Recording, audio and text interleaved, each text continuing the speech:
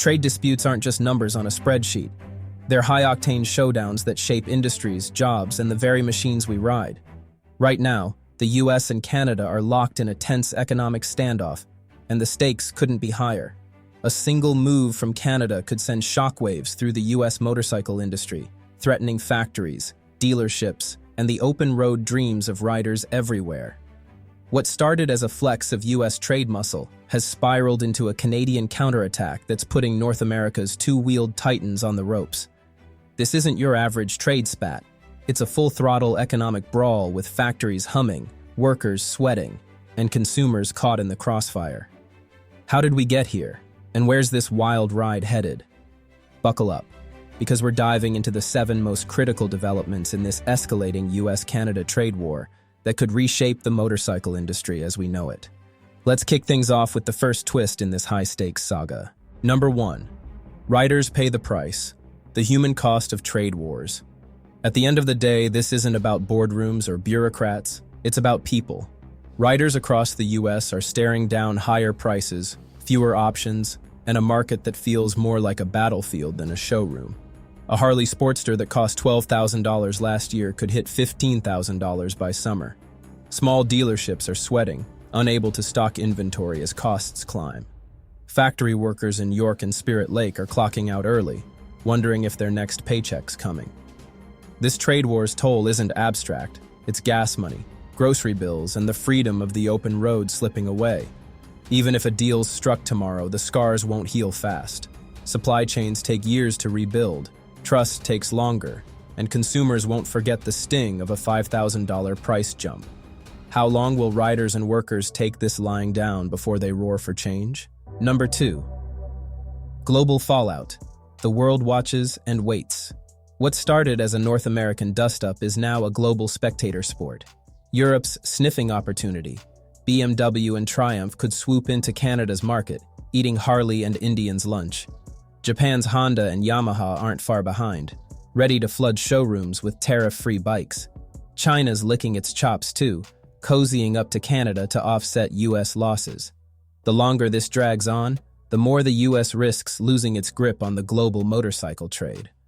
Exports were worth $717 million in 2023, 32% of that to Canada, and every stalled shipment is a chance for rivals to gain ground. This isn't just about bikes, it's about trust. America's reputation as a steady trade partner is wobbling, and allies are taking notes. Developing nations might step up, offering cheaper parts to a supply chain desperate for relief. The US motorcycle industry could find itself outmaneuvered, its dominance fading as the world recalibrates around this trade war's chaos.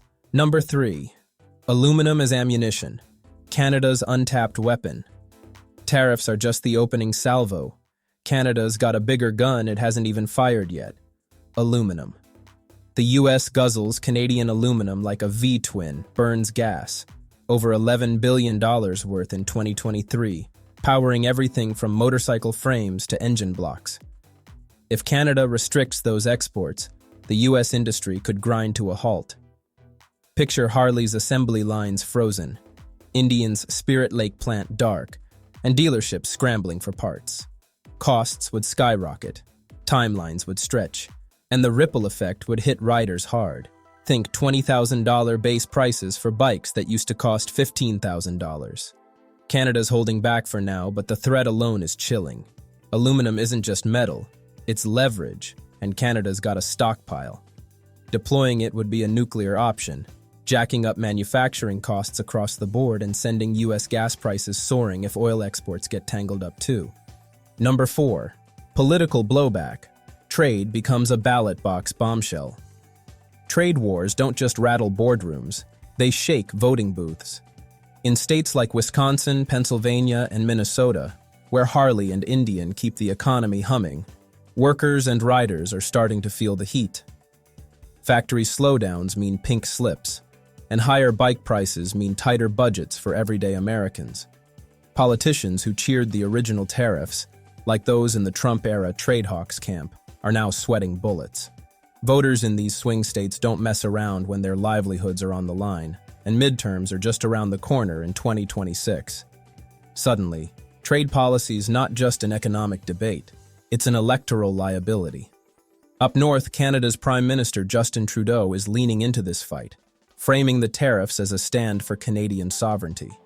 It's a populist playbook: rally the nation, slap the US where it stings, and watch the approval ratings climb. Meanwhile, US lawmakers are scrambling. Some are doubling down, preaching America first, but others are whispering about a truce before the damage gets uglier. Number 5. Supply chains on the brink. A fragile ecosystem unravels. The US motorcycle industry isn't an island. It's a web of suppliers, factories, and dealers stretching from Detroit to Ontario and beyond. Parts cross the border multiple times before a bike hits the showroom floor. Canadian aluminum meets US steel, gets machined in Michigan, and assembled in Pennsylvania. It's a ballet of efficiency, but Canada's tariffs are about to throw a wrench in the gears. Higher costs for imported bikes and materials mean slower production lines, emptier warehouses, and a ripple effect that could idle plants across the Midwest. Take Harley's York, Pennsylvania facility. It's already weathered trade storms before, and now it's bracing for round 2. Here's the kicker. The US tariffs on Canadian aluminum were meant to protect American jobs, but they're backfiring. Manufacturers can't absorb these hits forever. Layoffs are looming, and small suppliers are the first to feel the squeeze. Canada's playing this smart, exploiting the interdependence of North American manufacturing to turn the screws on Washington.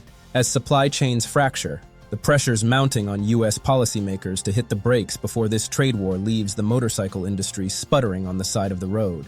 Number 6. Harley and Indian in the hot seat, the motorcycle giants under siege. Let's zoom in on the big dogs of American motorcycling.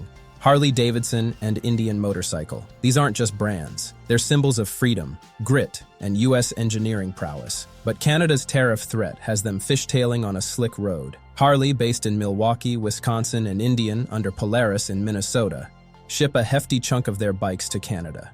Think $229 million worth in 2022 alone. That's a lifeline for factories employing thousands, from welders to designers. Now, with tariffs looming, those exports could stall out. Higher costs mean fewer bikes sold, and that's a chain reaction waiting to happen. Production cuts, layoffs, and a dent in the bottom line that'll have shareholders clutching their handlebars. But it's not just about sales. Canada supplies critical materials like aluminum, over $11 billion worth in 2023, which Harley and Indian rely on for lightweight frames and durable parts. If Canada tightens the spigot on those exports, manufacturing costs could spike, forcing these companies to either eat the losses or pass them on to riders. Imagine walking into a dealership and seeing a Harley Softail jump from $15,000 to $18,000 overnight. That's not just a price hike, it's a gut punch to the American rider's wallet. Investors are already jittery, with Harley's stock wobbling as trade talks heat up. This isn't just about two companies. It's about an industry staring down a Canadian chokehold. Number 7. Canada's precision strike, a game changer in trade wars. Trade disputes between the US and Canada are as old as the border itself. But Canada's latest play is a masterstroke of strategy. Picture this. The US slaps a 10% tariff on Canadian aluminum back in 2020, flexing its protectionist muscle under the guise of national security. Canada didn't flinch.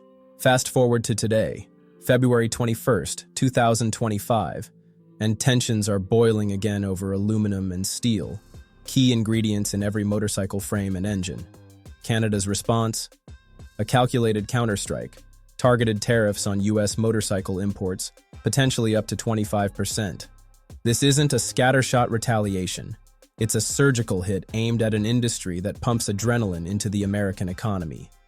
By zeroing in on motorcycles, Canada's sending a message: mess with us, and we'll hit you where it hurts. From the assembly lines of Wisconsin to the showrooms of Pennsylvania. This move is more than a tit for tat. It's a declaration of economic war.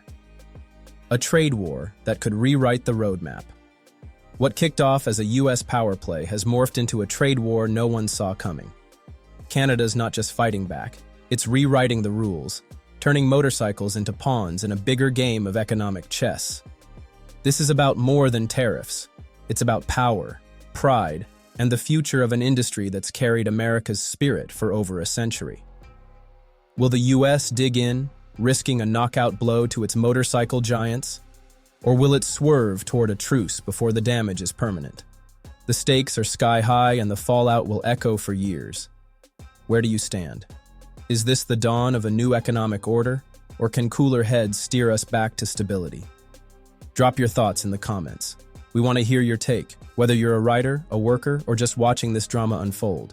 For more on the machines, markets, and madness shaping our world, subscribe to Fastest Way and ring that bell.